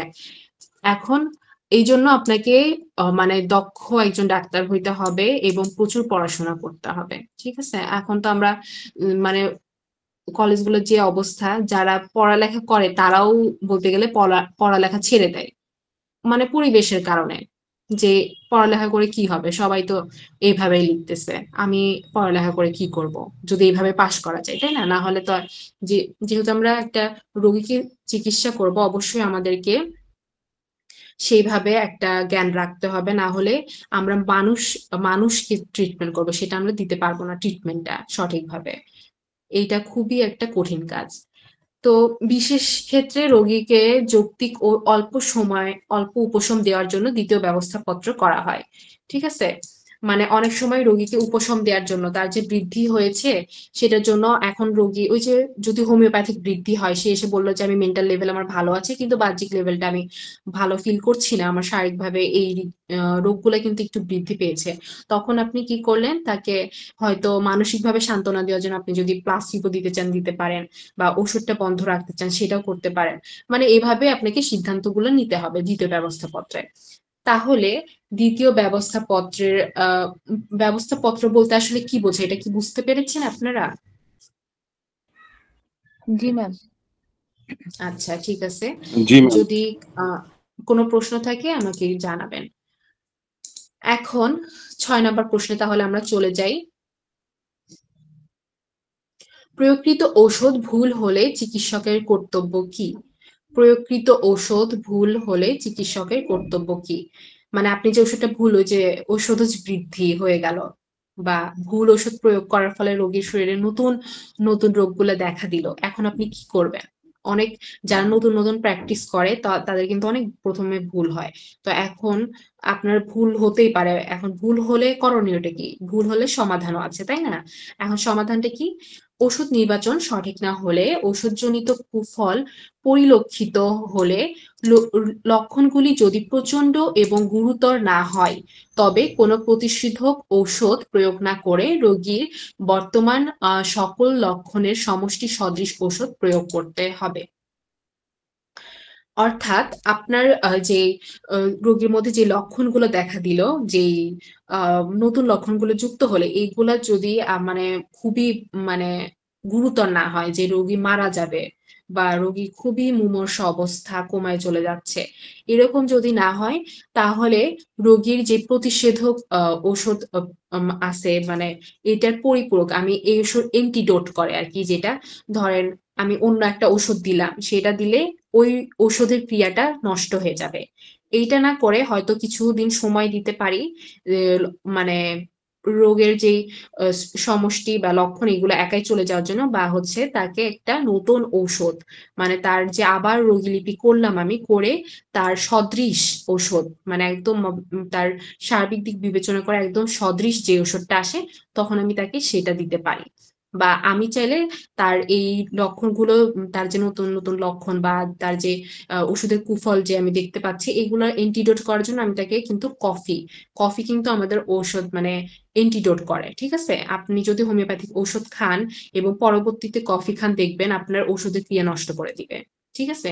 যাদের মানে কফি মূলত সবার ক্ষেত্রেই প্রযোজ্য, যে বেশিরভাগ মানুষেরই কফিতে এন্টিডোট করে। কিন্তু অনেকের চাতেও এন্টিডোট হয়, কিন্তু অনেকের হয় না। এটা হচ্ছে তার সেনসিটিভিটির উপর নির্ভর করে, যে সে মানুষটা আসলে চার প্রতি কি সেনসিটিভ নাকি সেনসিটিভ না। যদি সে চার প্রতি সেনসিটিভ হয়, তাহলে তার ওষুধটা এন্টিডোট হয়ে যাবে। হ্যাঁ, এভাবে আপনি ওষুধটাকে প্রথমে তার লক্ষণগুলো চলে যেতে দিবেন, দেন হচ্ছে তাকে একটা ওষুধ প্রয়োগ করবেন, ঠিক আছে? আপনি এর মধ্যে প্লাসিবো দিতে পারেন মাঝখানে। নেক্সট হচ্ছে যদি বর্তমান লক্ষণগুলি প্রচন্ড ও গুরুতর হয় বা রোগীর জীবনী শক্তির বিকৃতি ঘটে বা জীবন সংশয় দেখা দেয়, তাহলে প্রয়োগকৃত ঔষধের প্রতিষেধক ব্যবহার করতে হবে এবং পরে অবশিষ্ট লক্ষণানুসারে সদৃশ্যবাহী ও সর্বাপেক্ষা উপযোগী ঔষধ প্রয়োগ করতে হবে। এখন এটা কি, ওই যে আমি বললাম যে প্রথমেরটা ছিল যে খুব গুরুতর না, যে রোগী মারা যাচ্ছে বা তার খুব একটা ক্ষতি হয়ে যাচ্ছে, এমন না, এমন যদি না দেখেন, তখন আপনি বিষয়টাকে করবেন যে ঠিক আছে, এই লক্ষণগুলো চলে যাক, দেন আমি একটা ওষুধ প্রয়োগ করব, তার সবকিছু লক্ষণের ভিত্তিতে স্বদেশে একটা ওষুধ প্রয়োগ করব। এটা প্রথমটা। আর দ্বিতীয় যেটা বললাম, এটাতে ওই যে বললাম যে প্রচুর অবস্থা খারাপ, তার মুমূর্ষু অবস্থা, তখন কি করবেন? তখন হচ্ছে এন্টিডোট ঔষধ বা কফি, মানে যেগুলোতে ওষুধ এন্টিডোট হয় সেই জিনিসগুলো তাকে যদি প্রয়োগ করা হয়, তাহলে তার কিন্তু ও মানে যে ওষুধের লক্ষণগুলো সেগুলো দূরীভূত হয়ে যাবে। দেন একটা টাইম পর তাকে আমি হচ্ছে পুরা কেস টেকিং করে বা রোগীলিপি করে তার সদৃশ, যে সবচেয়ে সদৃশ ঔষধ তার জন্য উপযোগী সেই ওষুধটা প্রয়োগ করতে পারি, ঠিক আছে? নেক্সট হচ্ছে অচির রোগের কোন রোগীতে প্রদত্ত ঔষধের ক্রিয়ার ফলে যদি সম্পূর্ণ নতুন, অবান্তর এবং বিরুদ্ধ লক্ষণ প্রকাশিত হয়, তবে বুঝতে হবে যে ওষুধটি সুনির্বাচিত হয়নি। এই যে এইটুকু কিন্তু আমরা উপরে পড়ে এসেছি ঔষধজ বৃদ্ধি। হ্যাঁ, ঔষধজ বৃদ্ধি মানে ঔষধজ বৃদ্ধিতে নতুন লক্ষণ আসবে, তারপর হচ্ছে অন্য লক্ষণের সাথে কোনো মিল থাকবে না। হ্যাঁ, এইগুলো হচ্ছে ঔষধজ বৃদ্ধিতে। তাহলে বুঝবেন যে ব্যবস্থাপত্র ভুল হয়েছে, ব্যবস্থাপত্র ভুল হয়েছে এবং ভুল ওষুধ প্রয়োগ করা হয়েছে, এটা বুঝবেন। তখন কি করবেন? আরোগ্য সাধনের ওষুধটি অনুপযুক্ত বলে গণ্য করা উচিত। এইরূপ ক্ষেত্রে যদি রোগের বৃদ্ধি ঘটে তবে অবিলম্বে কোনো প্রতিষেধক ওষুধ প্রয়োগ করে বৃদ্ধি জনিত জটিল অবস্থা প্রশমিত করতে হবে এবং পরে লক্ষণানুসারে সদৃশবাহী সর্বাধিক ঔষধ উপযুক্ত ঔষধ নির্বাচনপূর্বক তা প্রয়োগ করতে হবে। আর যদি ওই কষ্টকর প্রতিকূল লক্ষণসমূহ তেমন প্রচণ্ড ও গুরুতর না হয় তবে প্রতিষেধক প্রয়োগ না করেই তৎক্ষণাৎ পূর্বেকার ভুল নির্বাচিত ঔষধের পরিবর্তে সদৃশবাহী নতুন ওষুধ প্রয়োগ করতে হবে। এটা তো সেম একই কথা যে রোগীর যদি মানে খুব জটিল না হয়, এই যে আপনি ভুল একটা ওষুধ প্রয়োগ করে ফেললেন, এটা যদি আহ নতুন নতুন লক্ষণ সৃষ্টি করলো তার মধ্যে, অর্থাৎ ঔষধ হচ্ছে বৃদ্ধি ঘটালো, তখন কি করবেন? তখন হচ্ছে তার এটাকে হচ্ছে যদি খুব কষ্ট না দেয় বা তার অবস্থা খুব খারাপ না হয়ে যায়, তখন আহ নতুন একটা রোগীলিপি করে তাকে হচ্ছে ওষুধ প্রয়োগ করতে হবে।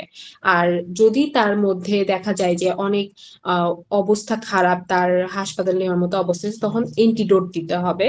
দেন তাকে একটা কেস টেকিং করে তাকে একটা সদৃশ ওষুধ দিতে হবে। আশা করি বুঝতে পারছেন। বুঝতে পেরেছেন কিনা আমাকে একটু জানাবেন। জি ম্যাম, বোঝা গেছে। তাহলে আমরা যখন হুম হোমিওপ্যাথি ওষুধ খাবো, তাহলে তখন আমরা হুম। চা কফি ওটা খাবো না, এই তো? জি। আমরা যখন হোমিওপ্যাথি ওষুধ খাবো আর কি, আমরা যখন তাহলে চা এবং হুম। কফি এ দুটো আমরা তখন এড়িয়ে যাব। হ্যাঁ, এড়িয়ে যাবেন। এটা মূলত নির্ভর করে আপনার সেনসিটিভিটিটা কিরকম সেই জিনিসটার প্রতি। আপনি কোনটা এড়িয়ে যাবেন? যেটা দেখবেন যে যে জিনিসগুলো খেলে আপনার শরীরে প্রতিক্রিয়া সৃষ্টি করে, ঠিক আছে? যেমন অনেকে কিন্তু চাতে কোনো কিছুই হয় না। হ্যাঁ, যেমন আমার চা খেলেও কিছু হয় না, না খেলেও কিছু হয় না। কিন্তু অনেকের আছে যাদের অভ্যাসে পরিণত হয়েছে যে চাটাই তার ওষুধের মতো কাজ করে। যেমন ধরেন আপনি অনেকের আছে যারা হচ্ছে চা ধরেন না খেলে, অনেকে আছে দুধ চা না খেলে কিন্তু সে ভালো মতো ক্লিয়ার বাথরুম করতে পারে না। অনেকের আছে সিগারেট না খেলে তার বাথরুম ক্লিয়ার হয় না। এই যে তার মধ্যে একটা ঔষধের যে ক্রিয়াটা সৃষ্টি করছে শরীরের মধ্যে, এই জিনিসটা তার ওষুধ চলাকালীন সে করতে পারবে না। মানে সে চা বা কফি যেটার উপর তার সেন্সিটিভ আছে, মানে সেন্সিটিভিটি আছে, যে সেই জিনিসটা না খেলে তার এটা হবে না, বা ওষুধের ক্রিয়া সৃষ্টি করে যে জিনিসটা, সেই জিনিসটা এড়ায় চলতে হবে। কিন্তু কফির ক্ষেত্রে দেখা যায় বেশিরভাগ মানুষের এন্টিডোট হয়। হ্যাঁ, কফি বেশিরভাগ মানুষেরই এন্টিডোট করে ওষুধ। কিন্তু চা অনেকের করে না, আবার অনেকের করে। বাট আবার সিগারেট অনেকের করে, অনেকের করে না। মানে এরকম বিভিন্ন ধরনের জিনিস আছে যেই খাবারটা আপনার শরীরে একটা ওষুধের প্রতিক্রিয়া সৃষ্টি করবে। যে আমার নিম পাতার রস না খেলে বাথরুম ক্লিয়ার হবে না সকালবেলা। হ্যাঁ, তাহলে এই নিম পাতার রসটা আপনার জন্য একটা ঔষধ। এইটা যদি আপনি তখন আপনার হোমিওপ্যাথিক ওষুধ চলাকালে আপনি না বন্ধ করেন, তাহলে কিন্তু আপনার ওষুধটা এন্টিডোট হয়ে যাবে বা হোমিওপ্যাথিক ওষুধ কাজ করবে না। ঠিক আছে? মানে বিষয়টা বুঝাতে পেরেছি কিনা? জি, থ্যাংক ইউ ম্যাম। ওয়েলকাম। আর কারোর প্রশ্ন হচ্ছে কোনো? প্রশ্ন থাকলে করতে পারেন। মূলত আমাদের যে হোমিওপ্যাথিতে স্টুডেন্টদের অবস্থা হয়ে গেছে। তৈরি হয় নাকি জি। কফি ক্রুডা? জি। এই কফি থেকে যে মেডিসিনটা তৈরি হয় এটা কি, ওষুধটার নাম কি কফিয়া ক্রুডা? বুঝতে পারলাম না আপনার কথা। জি জি জি, কফি আর কোলা। হচ্ছে ওই কোনো ওষুধের ক্রিয়া নষ্ট করার জন্য যে ওষুধটা দেওয়া হয়, কফিয়া নামের যে ওষুধটা, এই ওষুধটার পুরো নামটা কি? Coffea cruda? হ্যাঁ হ্যাঁ, কফি আর কোলা, ঠিক আছে, কফি আর কোলা। জি জি জি, থ্যাংক ইউ স্যার। জি কফি কফি হচ্ছে অধিকাংশ ওষুধকে অ্যান্টিডোট করতে পারে, বেশিরভাগ ওষুধকে। ঠিক আছে, এই জন্য ওষুধ চলাকালীন সময় স্ট্রিক্টলি কফি খাওয়াটা টোটালি নিষেধ করা হয়। অন্যগুলাতে খুব বেশি একটা ইয়ে হয় না, কিন্তু কফি খুব স্ট্রং।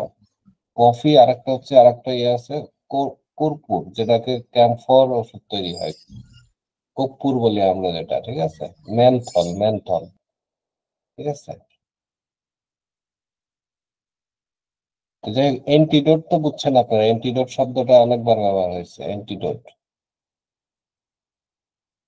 অ্যান্টিডোট মানে ওষুধের ক্রিয়া নষ্ট করে এরকম ঘটনা অ্যান্টিডোট। ঠিক আছে, এখানে যে আলোচনাটা হলো আলোচনা বেশ ভালো হয়েছে।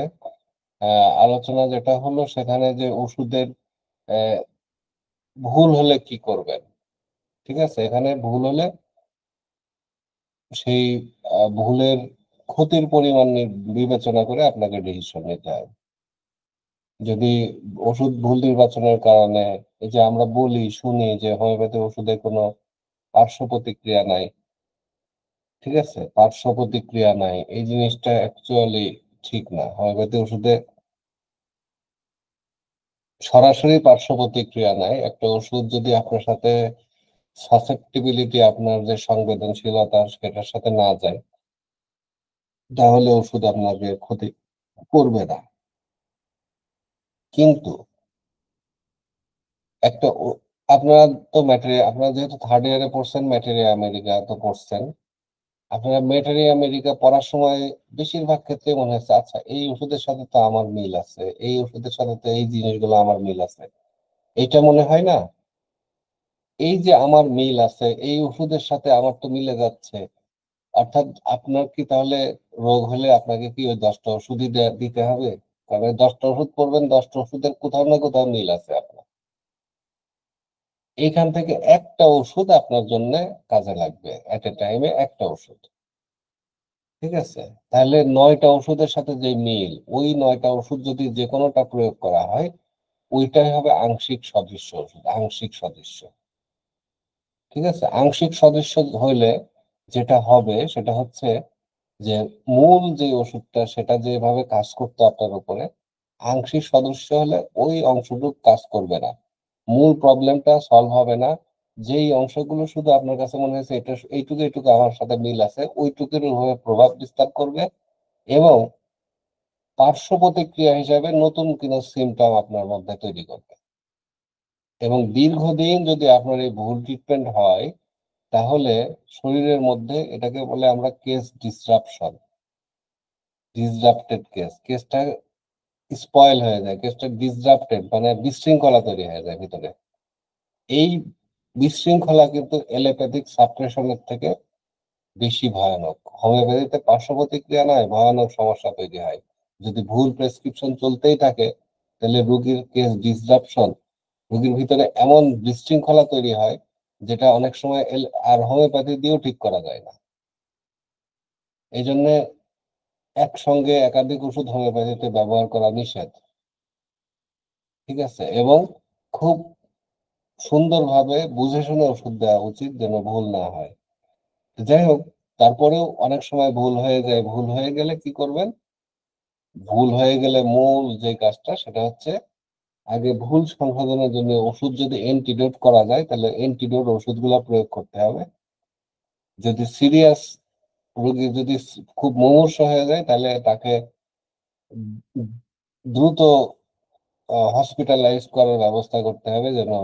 যেমন ধরেন একটা শ্বাসকষ্টের রোগী আপনার ওষুধ দিচ্ছেন, তার এমন শ্বাসকষ্ট বেড়ে গেছে যে যে মৃত্যু পথযাত্রী হয়ে গেছে, তখন আপনার রিস্ক নেওয়া ঠিক হবে না। তখন আপনাকে করতে হবে কি, আগে হাসপাতালে পাঠাবেন, ম্যানেজমেন্ট করার পরে আপনি আবার নতুন করে তার লক্ষণগুলো নিয়ে সুন্দর করে ওষুধ দিবেন যেন ভুল না হয়। এবং অ্যান্টিডোট করার জন্য অ্যান্টিডোটের ওষুধগুলো দিবেন, পাশাপাশি কফি খাইলে ম্যাক্সিমাম রোগীর ক্ষেত্রে অ্যান্টিডোট হয়, এটাই বোঝানো হয়েছে আর কি। তো যাই হোক, আজকে ক্লাস টাইম, আজকেও আপনারা বেশি সময় পেয়েছেন এবং ক্লাসের উপস্থিতিও কমে গেছে, আলোচনাও শেষ। আগামী ক্লাসের আমন্ত্রণ জানাচ্ছি, থাকলো আগামী ক্লাস করবেন আপনারা ইনশাল্লাহ। এবং এই ক্লাসের ভিডিওটা আপনারা আগামীকালের মধ্যে পেয়ে যাবেন এবং নোটটাও আগামীকালকের মধ্যে পেয়ে যাবেন আমাদের যে হোয়াটসঅ্যাপ গ্রুপ আছে সেখানে এবং আমাদের যে ফেসবুক গ্রুপ আছে সেখানে। যে আপনাদের উত্তর আমাদের ক্লাসে আরো সংখ্যা বাড়বে সেটা আমরা প্রত্যাশা করছি। আপনারা নিয়মিত ক্লাসে অংশগ্রহণ নেবেন এই প্রত্যাশা করছি। আমাদের সুন্দর ক্লাসটি উপহার দেওয়ার জন্য আমি আমাদের প্রশিক্ষক সারিয়া বিনতে মাহফুজকে ধন্যবাদ জানাচ্ছি এবং আপনাদেরকেও শুভেচ্ছা জানাচ্ছি ক্লাসে উপস্থিত হওয়ার জন্য। এবং আমাদের টাইম টু টাইম আপনারা যারা ক্লাস করেন আমাদের কিন্তু গ্রুপে ইয়ে দেওয়া আছে, রুটিন দেওয়া আছে, রুটিনটা ডাউনলোড করে সে অনুযায়ী ক্লাস করবেন। আশা করি এই বছর আপনারা একটা ভালো রেজাল্ট করবেন, সেটা আমরা প্রত্যাশা করছি। সকলের প্রতি শুভকামনা রইল। সবাই ভালো থাকবেন, সুস্থ থাকবেন এবং নিরাপদে থাকবেন, এই প্রত্যাশা করে আজকের মতো শেষ করছি। শুভকামনা। আল্লাহ হাফেজ।